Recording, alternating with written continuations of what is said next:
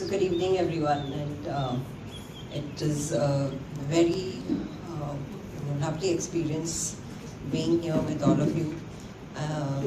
I didn't think I would make it to this retreat actually now, and last year also I think in my mind it was that only when it happens in I think Mussoorie, Rishikesh, I will only come that time. And so that was in my mind because that's the only way I can come to the north of India. So that was in my mind. And even when Anamika told me this time, the first thought was, the first thought or the intuitive feeling was that I need to come. But then the thought of, no, I don't want to come to Pune and do it, I need to go there and do it, is the second thing that came. And then there were other things also which I thought that, no, I can't make it to this. But I'm so thankful to Anamika that she, again she messaged me, I think, and then she said, you come for this, I think you should come. And then that feeling was strong, so I said, okay, I will make it this time. Whether I go to Mussoorie or Rishikesh or something, let it happen some other time, but I guess this is my time to do this. And that's why the calling is very strong internally, and from, I felt the energy outside was also calling me. So that's how I landed up here. To talk about, let me say, mindset. I think this year for me has started with a lot of, I would say, a lot of confused feelings in my head and a lot of sadness. I don't know why. There was nothing very personal that was going through that I had to be very sad. But I just felt sad most from the beginning of the year. Extreme grief that it used to just make me feel like crying a lot. And I don't know the reason. It could be people around me and their situations and helplessness. And also I think to some extent the way my mom's health and certain things that is there. So I think one of the biggest insights that I got from this retreat or through these sessions here is that it's not my job or my duty to save, even if it's my mother. It is not my job to try and save her. I can support her, I can do my best, but I don't have to feel responsible to save her from what she's going through. That is what I felt. So that was what I was trying to do, or I was trying to do mentally, that it put so much of pressure on myself, and it's not something for me to do, and I can't do it. So I have to leave her to go through her journey herself and just support wherever possible. So I think that was a big thing for me, which brought a lot of calmness. And I think that was one of the biggest things for me. Second thing I think is the dynamic meditation that we did. It was the first time I've never heard, I've never done it.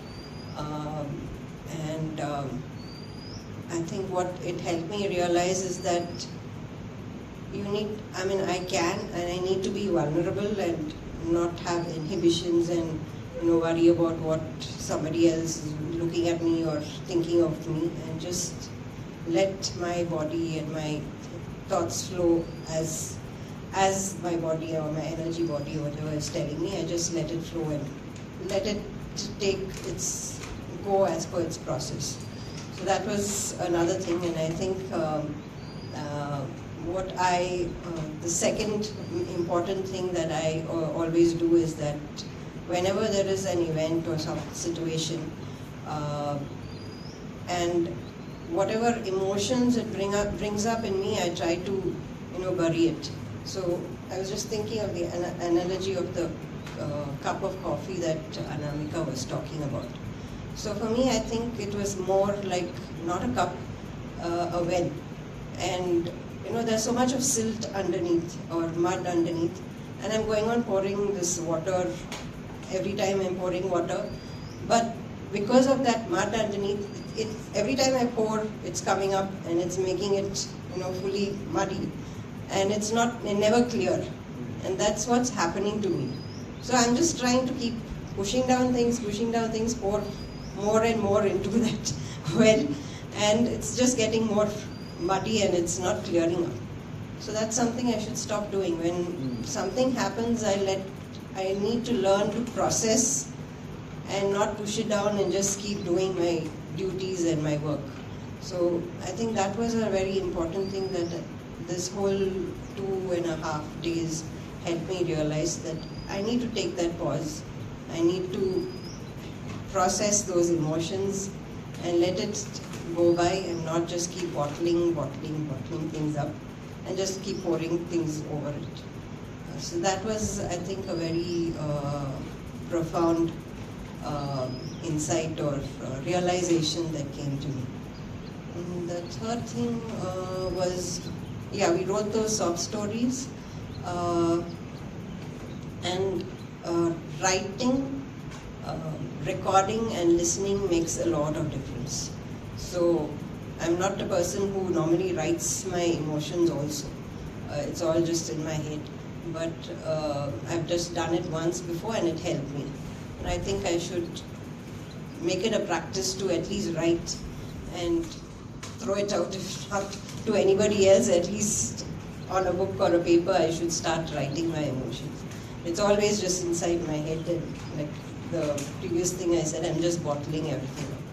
So that's the third thing. One thing you will notice, this is probably all of you will notice, that when you are agitated, when something is bothering you and you are agitated, you talk, your voice becomes very shrill. When you record it and hear that, the tone of the voice is very shrill. That tone of voice is not very pleasant to hear. I'm not even talking about words. I'm not even talking about what you are saying. I'm saying that just the tone itself is so high pitched that it actually hurts ears. It's very irritating to hear that noise. And that's the first thing that the other person hears. Or when somebody else is upset, angry, or whatever, when they're talking, the shrill voice is what falls on you. It disturbs, it creates disturbance. Whereas when you are feeling more grounded, more calm, you will see your voice will become deeper. It will be slow, it will be deep, it will come from deep inside. That sound is very pleasant to hear. You don't even know. I'm not talking about words, quality of sound. A deep voice, quality of sound is much pleasant to hear.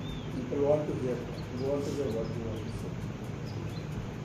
But if you are always in that anxious, stressed, agitated mode, mostly talking in a shrill voice, people don't want to hear what you want to say. Even if you are going to say something very good, very sensible, very logical, still they don't want to hear it, because it's not pleasant to hear that voice.